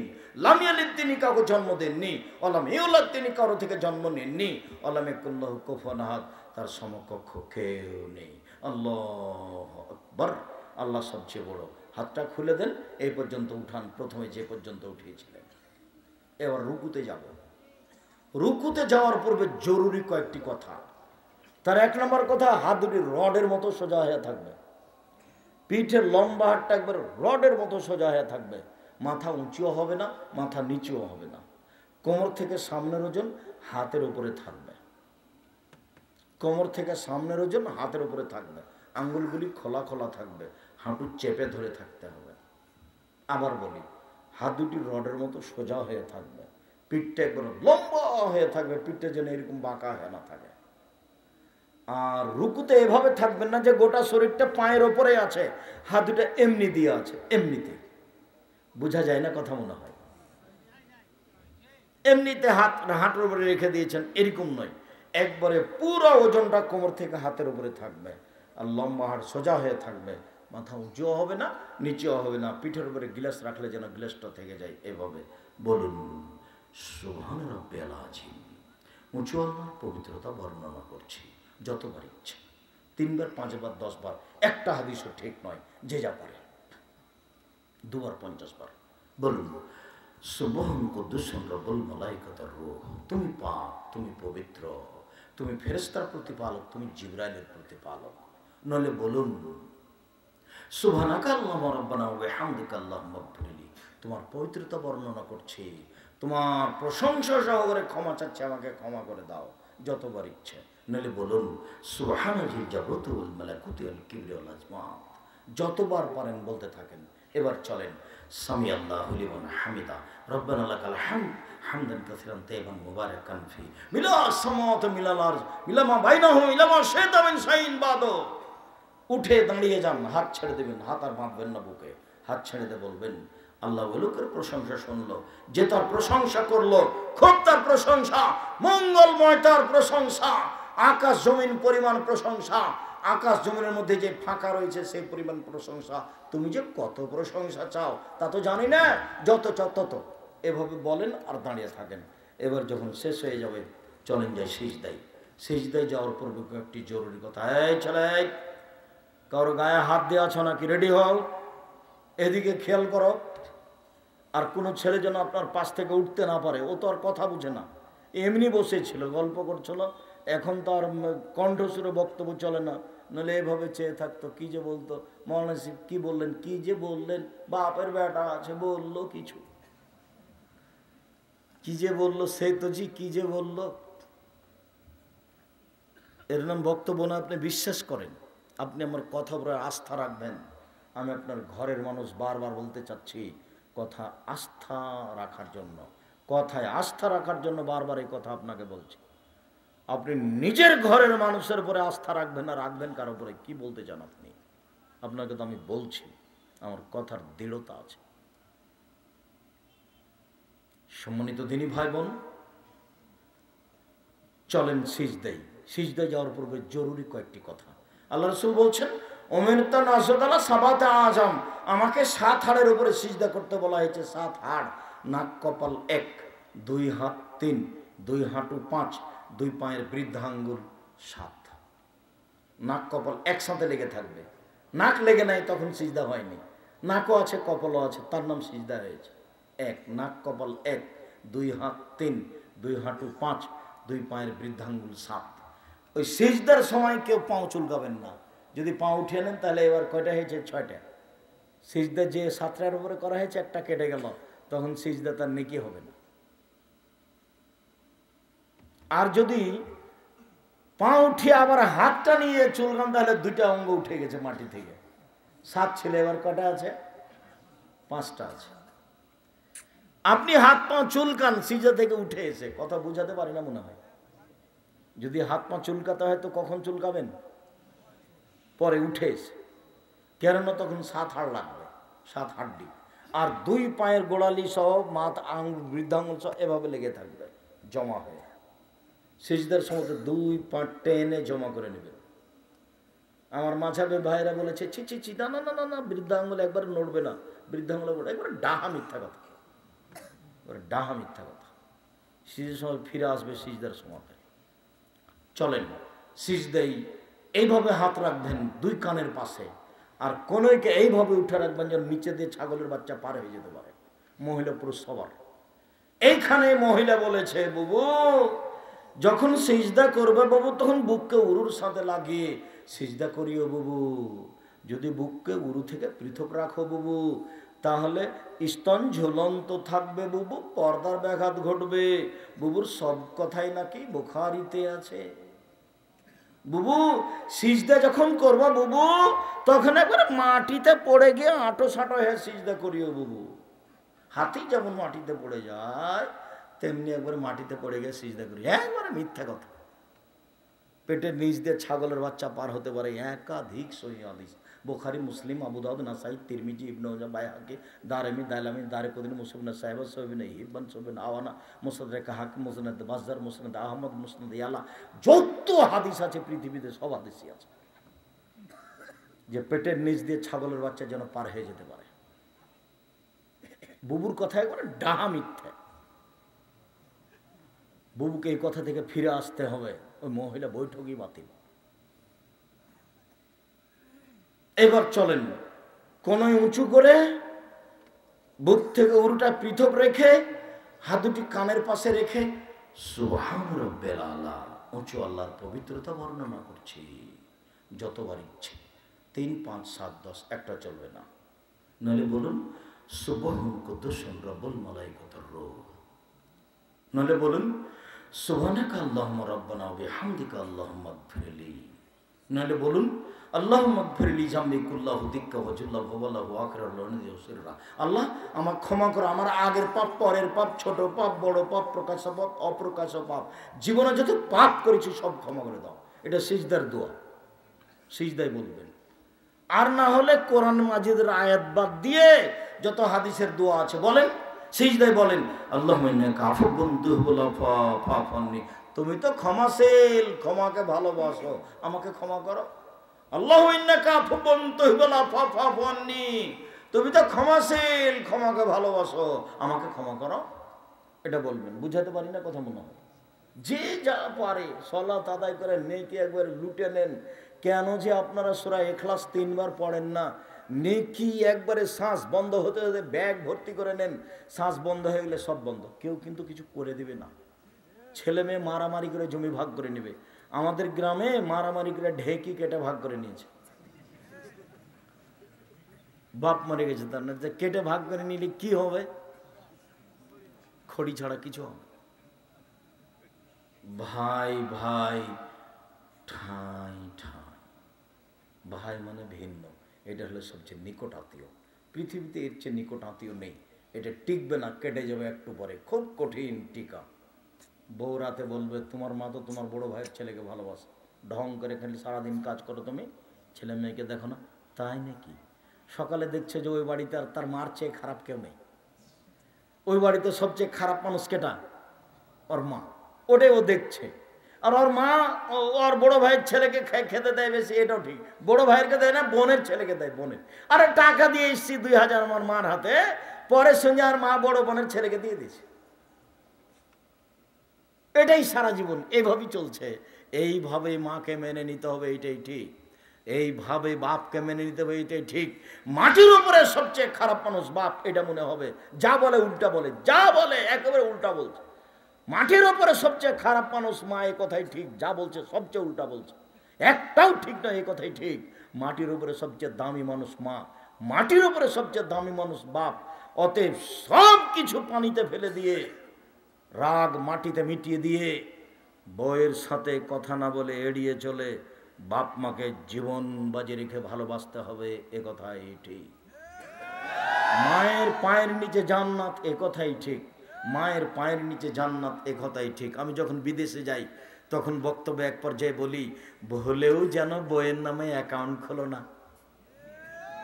বোকা মানুষ, মায়ের সাথে গন্ডগোল, সেই জন্য বাপের নামে অ্যাকাউন্ট খুলেনি, বইয়ের নামে অ্যাকাউন্ট খুলেছে। 3 বছর যা টাকা পয়সা দিয়েছিল সবই নিয়েছে, লুটে সব শালিরের ছেলে করে খেয়েছে। আসার সময় যখন হয়ে তখন টাকা পয়সা নিয়ে বাড়িতে পালিয়ে গেছে আর একজনের সাথে। তখন এর মাও কাঁদে, এর বাপও কাঁদে, এও কাঁদে। এটা আমার চোখের সামনের ঘটনা, হাজারো ঘটনা, রাত দিনের ঘটনা। জীবনে ভুলেও কোনোদিন একটা কাজ করবেন না, স্ত্রীর নামে অ্যাকাউন্ট খুলবেন না। আমার মা বলতেন, নারী 3 জানের বড়ি, স্ত্রী 3 জানের বড়ি। মানে স্ত্রী ভালো বটে, স্ত্রী বিপদও বটে। খুব সাবধান। আমার মা ওই যখন বলতেন যে কারোর সাথে দোস্তালি করিও না, তখন ওই দোস্তালির সাথে একটা কাহিনী শোনাতেন, সেটা বইয়ের কারণে লোকটা ফেঁসে গেল, এই কথাটা শোনাতেন আমার মা। সম্মানিত দিনী ভাই বোন, বলছিলাম এবার সিজদে থেকে উঠে আসেন, বলেন আল্লাহুম্মা গফিরলি ওয়ারহামনি ওয়াহদিনি ওয়াফিনি ওয়ারযুকনি। আল্লাহ তুমি আমাকে রুজি দাও, খেতে দাও, আমাকে ক্ষমা করো। এরপর আবার সিজদা করেন, এ হলো 1 রেকাত। আবার পড়েন, এ হলো 2 রেকাত। এবার আপনি আত্তাহিয়াতের বৈঠকে বসলে বাম পায়ের পাতার উপরে বসবেন, ডান পা খাড়া করে রাখবেন কেবলামুখী করে। যদি সালামের বৈঠক হয় তাহলে বাম পা ডান দিকে বের করে দিবেন, পিছন নিতম্ব মাটির উপরে রাখবেন, বাম হাত হাঁটুর উপর রাখবেন, ডান হাতের এই কোনোই কুড়ে আঙ্গুল এবং তার পরেরটা আগে চাপ দিবেন। চাপ দেন তো দেখি। তৃতীয় আঙ্গুলের নখটার উপরে বৃদ্ধ আঙ্গুলের পেটটা রাখেন তো। উপস্থিত বৈঠকের মুসলিম বোন, এই খালেদা, খালেদা তুমি দাও, রাখো, এভাবে দেখো। 2টা আঙ্গুল চাপ দেন তো, কুড়ে আঙ্গুল এবং তার পরেরটা। তারপর তৃতীয় আঙ্গুলের নখের উপরে পেটটা দেন তো, বৃদ্ধ আঙ্গুলের, বুড়া আঙ্গুলের পেটটা দেন, এভাবে রাখেন। এবার হাঁটুর উপরে রাখেন। এটা অবিরাম নড়বে, একবার নয়। একবার নড়ানোর পৃথিবীতে কোনো হাদিস নাই, অবিরাম নড়বে। যতবার নড়বে ততবার শয়তানকে আঘাত করা হবে। আত্তাহিয়াতু লিল্লাহি ওয়াস সালাওয়াতু ওয়াত তাইয়্যিবাতু, সব ইবাদত আল্লাহর জন্য। আসসালামু আলাইকা আইয়ুহান নবী, নবী আপনার উপরে শান্তি অবতীর্ণ হোক। আসসালামু আলাইনা, শান্তি আমাদের উপরে হোক। ওয়ালা ইবাদিল্লাহিস সালিহিন, সকল ভালো মানুষের উপরে শান্তি অবতীর্ণ হোক। আশহাদু আল্লা ইলাহা ইল্লাল্লাহ, আমি সাক্ষ্য দিচ্ছি আল্লাহ ছাড়া কোনো মাবুদ নেই। ওয়া আশহাদু আন্না মুহাম্মাদান আবদুহু ওয়া রাসূলুহু, আমি সাক্ষ্য দিচ্ছি মুহাম্মদ তার রাসূল এবং তার বান্দা। আল্লাহুম্মা সাল্লি আলা মুহাম্মাদ ওয়া আলা আলি মুহাম্মাদ কামা সাল্লাইতা আলা ইব্রাহিম ওয়া আলা আলি ইব্রাহিম ইন্নাকা হামিদুম মাজিদ। আল্লাহ তুমি মুহাম্মদ সাল্লাল্লাহু আলাইহি সাল্লাম এবং তার বংশধরের প্রতি শান্তি অবতীর্ণ করো, যেমনভাবে ইব্রাহিম আলাইহিস সালাম ও তার বংশধরের প্রতি শান্তি অবতীর্ণ করেছ। তুমি প্রশংসনীয়, তুমি জ্ঞানী। আল্লাহুম্মা বারিক আলা মুহাম্মাদ ওয়া আলা আলি মুহাম্মাদ কামা বারাকতা আলা ইব্রাহিম ওয়া আলা আলি ইব্রাহিম ইন্নাকা হামিদুম মাজিদ। আল্লাহ তুমি মুহাম্মদ সাল্লাল্লাহু আলাইহি সাল্লাম ও তার বংশধরের প্রতি বরকত নাজিল করো, যেমনভাবে ইব্রাহিম আলাইহিস সালাম ও তার বংশধরের প্রতি বরকত নাজিল করেছ। তুমি প্রশংসনীয়, তুমি জ্ঞানী। আল্লাহুম্মা ইন্নী যালামতু নাফসি যুলমান কাসীরা, আল্লাহ জীবনে খুব পাপ করেছি, নিজের প্রতি জুলুম করেছি। ফাগফিরলি মাগফিরাতাম মিন ইনদিকা ওয়া রাহমাতুন ইন্নাকা আনতাল গফুর। তুমি আমাকে ক্ষমা করো, ক্ষমা একমাত্র তোমার পক্ষ থেকে হয়ে থাকে। তুমি ক্ষমাশীল, তুমি দয়াশীল, তুমি ক্ষমা করো, তুমি দয়া করো। আল্লাহুম্মা আউযু বিকা মিন আযাবি জাহান্নাম, আল্লাহ তোমার কাছে জাহান্নামের শাস্তির দিকে বাঁচতে চাচ্ছি। আউযু বিকা মিন আযাবিল কবর, তোমার কাছে কবরের শাস্তির দিকে বাঁচতে চাচ্ছি। আউযু বিকা মিন ফিতনাতিল মসিহিদ দাজ্জাল, তোমার কাছে বাঁচতে চাই দাজ্জালের ফিতনা হতে। আউযু বিকা মিন ফিতনাতিল মাহি ওয়াল মামাত, তোমার কাছে বাঁচতে চাই ইহকালের ফিতনা, তোমার কাছে বাঁচতে চাই পরকালের ফিতনা হতে। আল্লাহুম্মা আউযু বিকা মিনাল বা'সাম ওয়াল মাগরাম, আমি তোমার কাছে বাঁচতে চাচ্ছি বড় পাপ হতে, তোমার কাছে বাঁচতে চাচ্ছি ঋণ কর্জ হতে। বলেন তো এরপরে কি বলতে হবে? রব্বির হামহুমা কামা রাব্বায়ানি সাগীরা, অন্তত 3 বার। এর সাথে আরেকটা লাগিয়ে দিলাম আজকে, রব্বানা আতিনা ফিদ দুনিয়া হাসানাতাও ওয়া ফিল আখিরাতি হাসানাতাও ওয়া কিনা আযাবান নার। আসসালামু আলাইকুম ওয়া রাহমাতুল্লাহ, আসসালামু আলাইকুম ওয়া রাহমাতুল্লাহ। এ দেখেন আল্লাহকে ডাকা, এখন যা হবে তা জিকির। আল্লাহু আকবার, আস্তাগফিরুল্লাহ, আস্তাগফিরুল্লাহ, আস্তাগফিরুল্লাহ। আল্লাহুম্মা আনতাস সালামু ওয়া মিনকাস সালাম তাবারাকতা ইয়া যাল জালালি ওয়াল ইকরাম। আরও জিকির, বিশেষভাবে আয়াতুল কুরসি। কেউ যদি ফরজ সালাতের পরে পড়ে তাহলে জান্নাতে চলেই গেছে, ঢোকেনি কেন? মরেনি এই জন্য। সুবহানাল্লাহ, আলহামদুলিল্লাহ, আল্লাহু আকবার। 33 33 34 এইভাবে তাসবিহ পাঠ করেন। সমন্বিত দিনী ভাই বোন, আমি আলোচনার শেষে এসে আবারও বলছি, আমি চাঁপাইনবাবগঞ্জের মানুষকে নিজের চাঁপাইনবাবগঞ্জের হওয়ায় অন্তর থেকে অনেক ভালোবাসি। মর্মে আমি চাই যে আমার সাথে আপনাদের একটা সম্পর্ক থাক। আমি কোরআন হাদিসের ব্যাপারে আপনাকে সঠিক পরামর্শ দিতে পারবো ইনশাআল্লাহ।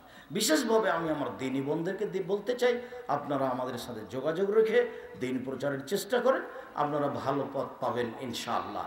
শেষে এসে বলছি যে আমি মুখে কলমে মিডিয়ায় কোনো দিন ফাঁকি দিইনি। মর্মে আজকে কলমগুলি আপনাকে সংগ্রহ করার জন্য অনুরোধ জানাচ্ছি। আপনাদের খুব কাছের ছেলে আব্দুল্লাহ, খুব ভালোবাসেন। এই যে সেদিন একটা ডিভিডি হয়ে গেল কয়েকজনের সাথে আহলে হাদিসের পক্ষ থেকে, জাতির আহলে হাদিসের পক্ষ থেকে কথা বলছিল, তার গুরুত্বপূর্ণ বই মিন্নাতুল বারী, সবাই নিয়ে যাবেন মিন্নাতুল বারী। আমি খাক স্যার, আমার বইটা যদি তাফসির থাকে সেটা নেবেন, নইলে উপদেশ বইয়ে সব আলোচনা আছে। বিশেষভাবে মাসিকাল ইতেসাম পত্রিকা, যেটা জামিয়া সালাফের মুখপাত্র পত্রিকা, 50টা প্রশ্নের উত্তর আছে।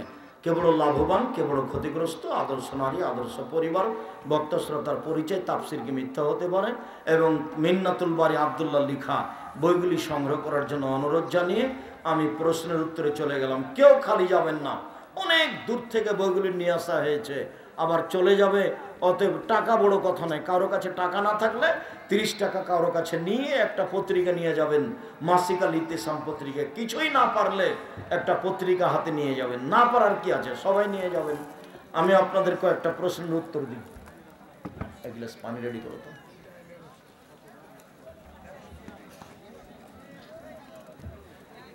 আল্লাহর রাসূল একজন সাহাবীকে খেজুর গাছে উঠে সূর্য দেখতে বললেন, সে দেখতে পেয়েছিল, সে ইফতার করেনি। না না, তুমি ভুল বুঝেছ।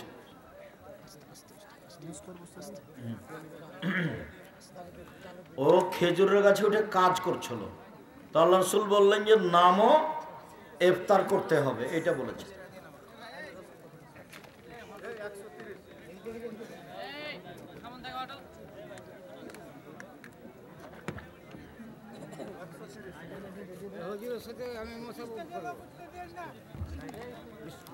আপনারা কেউ স্টেজে আসেন,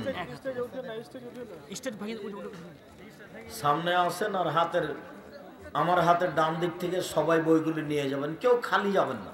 টাকা না থাকলে কারো কাছ থেকে 30 টাকা নিয়ে একটা পত্রিকা হাতে করে যাবেন। আমি তো সব জায়গায় বক্তব্য দিতে যেতে পারি না, দেখেন এখানে বক্তব্য, আশেপাশে কত বক্তব্য। এখন এরকম পর্যায়ে আমি যেতে পারলাম না, কিন্তু ওই পত্রিকা যাবে, বই যাবে। ও কি করবে, পুড়িয়ে দিবে না ছিঁড়ে দিবে, আবার নিয়ে যে দিবেন। আসসালামু আলাইকুম প্রিয় শায়েখ, আমার জানার বিষয়, আমার বয়স 20 বছর, এরও বেশি। আমি আগে ভালোভাবে সালাত এবং সিয়াম পালন করিনি, এখন করো, আল্লাহ মাফ করে দিবে আগের গুলো ইনশাআল্লাহ। জেনে অথবা না জেনে শিরক পাপ হলে করণীয় কি? এখন তওবা করো, ক্ষমা হয়ে যাবে। মৃত ব্যক্তির উদ্দেশ্যে ইফতারির ব্যবস্থা করা বিদআত, হারাম। চাকরির বাদ হয়ে যাওয়ার ভয়ে যে সকল ইমামগণ বিদআত করে, তাদের রুজি হারাম। রুজি অন্য জায়গাতে করতে হবে, এখানে নেই। ধরুন আমার বিয়ের মোহর হচ্ছে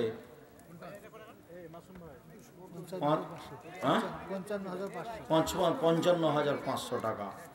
এখন 500 টাকা নগদ, 55,000 টাকা বাকি। এইভাবে বাকি মোহর দিয়ে বিবাহ হবে, তবে দিতেই হবে। আসসালামু আলাইকুম, আমার প্রশ্ন হচ্ছে, আমরা কি শার্ট প্যান্ট পরতে পারবো? পারবেন, তবে ঢিলা ঢালা হতে হবে, যাতে রুকু সিজদায় কোনো সমস্যা না হয়। এবারে ঢিলে ঢালা, শরীরের অঙ্গ প্রত্যঙ্গ যেন বোঝা না যায়। ফরজ নামাজে হানাফি মসজিদে দাঁড়ানোর সময় জোড়া জোড়া একামত দেয়, আপনি পড়েন, একামত দিচ্ছে, এখন সহিহ হাদিস মানে না, তারা পড়তে পারেন। ফজর এবং আসর না পড়াই ভালো, সময় থাকে না এই জন্য। নাজা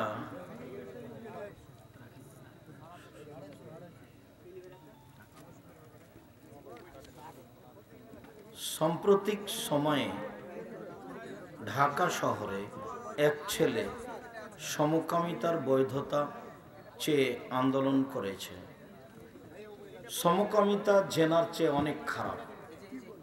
জেনাতে 100 লাঠি হত্যা করা, আর সমকামিতা মানে ওকে নিচের মাটি উপরে করে দেওয়া আর উপরের মাটি নিচে করে দেওয়া, ওটা অনেক খারাপ। ওকে সমলে হত্যা করতে বলা হয়েছে। আসসালামু আলাইকুম ওস্তাজি, আমরা মিডিয়ায় কাজ করি। গতকাল রাতে সিরাজগঞ্জ থেকে আপনার প্রোগ্রাম করে ফেরার পথে কঠিন সড়ক দুর্ঘটনায় মুখে পড়েছিলাম। আল্লাহর রহমতে কোনো ক্ষতি হয়নি। আপনার কাছে দোয়া চাই, আল্লাহ তোমাদের হেফাজত করো। তোমরা অবশ্য দিন প্রচারে অনেক বড় মাধ্যম, তবে মানুষের অপ্রয়োজনীয় কথা যেখানে সেখানে প্রচার করো না। বিশেষ করে আমার কথা মিডিয়ায় দেওয়ার সময় খুব সাবধানে দিও, কেননা আমার বিরোধিতা করাই অনেক মানুষের প্রয়োজন। তোমার কথাকে উল্টাভাবে কেটেছে জাতির সামনে পেশ করছে। ইদানিং যে পরিমাণে হজের খরচ বৃদ্ধি পেয়েছে, এটা কি কিয়ামতের লক্ষণ হতে পারে? জনৈক ব্যক্তি বলেছেন আহলে হাদিসের 2.5 কোটি মানুষ নাকি আওয়ামী লীগ। না, কথা ঠিক নয়। যে আব্দুল্লাহ বলেছে, তো ডিবেটে শোনোনি তোমরা? আব্দুল্লাহ বললো না? তোমাদের তো অংশগ্রহণ করা উচিত।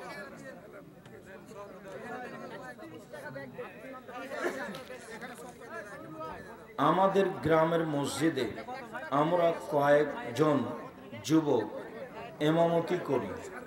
আমরা জানি সম্মিলিত দোয়া করা বিদআত, কিন্তু মুসল্লিরা মানতে চায় না। মুসল্লিদেরকে বোঝানোর চেষ্টা করো, ওরা একাই হাত তুলে দোয়া করো। হাত তুলে দোয়া করা খুব ভালো কাজ, কিন্তু একাই। সবাই মিলে করে যদি বিদআত হয়, পাপ হয়, তাহলে লাভ কি হলো? মুসল্লিকে বোঝানোর চেষ্টা করো। আল্লাহ তোমাদের তৌফিক দান করো। নবী করিম সাল্লাল্লাহু আলাইহি সাল্লাম কিসের তৈরি? মাটির তৈরি। নূরের তৈরি মনে করা মিথ্যায়। হাদিস জাল। মুসাফা কয় হাত? 2 হাতে। 3 হাতও নয়, 4 হাতও নয়। তালুর সাথে তালু, এইটার সাথে এইটা লাগবে। 2 হাত হলে তো একটা পিছিয়ে চলে গেল। তারাবির নামাজ কত রাকাত? 8 রাকাত। 20 রাকাতের হাদিস ঠিক নয়। মাযহাব মানা যাবে কি না? মাযহাব মানা যাবে না যাবে কথাটা পরে। ইমাম আবু হানিফা রাহিমাহুল্লাহকে যদি আল্লাহ বিচারের মাঠে বলেন যে তুমি কি মানুষকে বলেছিলে যে আমাকে মেনে চলো, তো ইমাম আবু হানিফা রাহিমাহুল্লাহ যদি বলে না না না আমি কাউকে বলিনি, তাহলে আপনার কি হবে? আপনি যে একটা লোককে মানবো বলছেন, তো ওনাকে যদি আল্লাহ জিজ্ঞাসা করেন আপনি কি জনগণকে বলেছিলেন, তাহলে কি হবে? সূরা ফাতিহা সহি শুদ্ধভাবে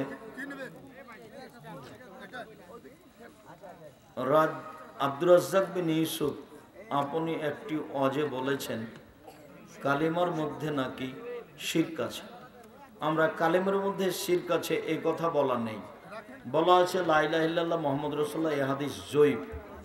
লা ইলাহা ইল্লাল্লাহ ওয়া আন্না মুহাম্মদ রাসূলুল্লাহ, এটা সহিহ। আপনি বলেছেন কাবা হিন্দুদের টাকায় তৈরি। তুমি ভুল বুঝেছো। কতবার বললাম সেটা তুমি দেখো না? কাবা ঘর যারা তৈরি করেছে তারা মূর্তি পূজা করতো, পৌত্তলিক। তো ভারতে যারা হিন্দু তারাও মূর্তি পূজা করে। এদের মূর্তির নাম সরস্বতী, ভগবতী, কালী, দুর্গা। আর ওদের মূর্তির নাম হচ্ছিল লাত, মানাত, উজ্জা, হবল। তো ওরাও ছিল মূর্তি পূজক, এরাও মূর্তি পূজক। হিন্দু হলেই টাকা না যায় যাবে এ কথা নয়। এদেশের হিন্দু যদি টাকা দেয় সে টাকা মসজিদে লাগাতে পারেন, আপনি ইফতার করতে পারেন। কেননা অমুসলিমদের টাকা দিয়ে কাবা ঘর তৈরি করা আছে। আল্লাহ রাসূল সেটা ভেঙে ফেলেননি। তার মানে অমুসলিম হলে টাকা হারাম এ কথা নয়, এটা বলা হয়েছে। আর যারা বলেছে তারা তোমাকে বোকা বানানোর জন্য বলেছে। চাচাতো বোনের মেয়েকে বিবাহ করতে পাওয়া যাবে কি? চাচাতো বোনকেই তো বিবাহ করা যায়, তোর মাকেই যদি বিবাহ করা যায় তো ওকে যাবে না কেন? ও তো এদেশের গতিতে ভাগ্নি মামা বলে ডাকছে। হ্যাঁ, সম্পর্ক হিসেবে মামা, কিন্তু নিজ মামা নয় তো। ওর মাকেই তো বিবাহ করা যায়, চাচাতো বোনকে বিবাহ করা যাবে না? তোর মা হলো, তোর মাকেই তো যায়, তো ওকে যাবে না? নতুন এক দল বের হয়েছে, আহলে কোরআন। আহলে কোরআন দাবি করলেও মুসলমান থাকবে না, অমুসলিম হয়ে যাবে, এলাকায় যেন ঢুকতে না পারে। প্রত্যেক ফরজ নামাজের পর দলবদ্ধ দোয়া বিদাত, হাত তুলে দোয়া করা ব্যক্তিগত ব্যাপার। নারী পুরুষের নামাজে পার্থক্য আছে কি? কোনো পার্থক্য নাই, সরিষা সম পরিমাণ। এতটুক যে নারী এমাম লাইনে দাঁড়াবে আর পুরুষ এমাম সামনে যাবে। নারী এমামের যদি ভুল হয় তাহলে হাতের উপরে এভাবে আঘাত মেরে ভুল সংশোধন করবে, আর পুরুষ এমামের ভুল হলে সুবহানাল্লাহ বলবে।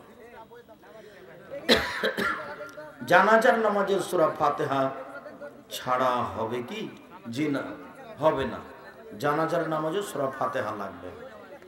হানাফি, শাফেঈ, মালিকি, হাম্বলি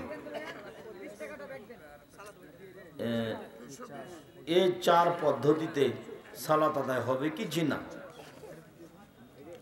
3 দিন, 40 দিন, 120 দিন নেকির আশায় তাবলিগে যাওয়া যাবে? জি না। তাবলিগের প্রচার মাধ্যম শতকরা 60% মিথ্যে, এই যে সাবধান থাকতে হবে। টঙ্গীর আখেরি মোনাজাতি এইটা বাতিলের জন্য যথেষ্ট। কেউ যদি হারাম খাওয়ার জন্য টাকা দেয়, তাকে না বলে সেই টাকা দিয়ে হালাল খাবার খাওয়া কি ঠিক আছে? ও যদি তোমাকে না বলে তুমি খাও, খুঁটিয়ে জিজ্ঞাসা করার প্রয়োজন নেই। আর তুমি যদি জানো যেটা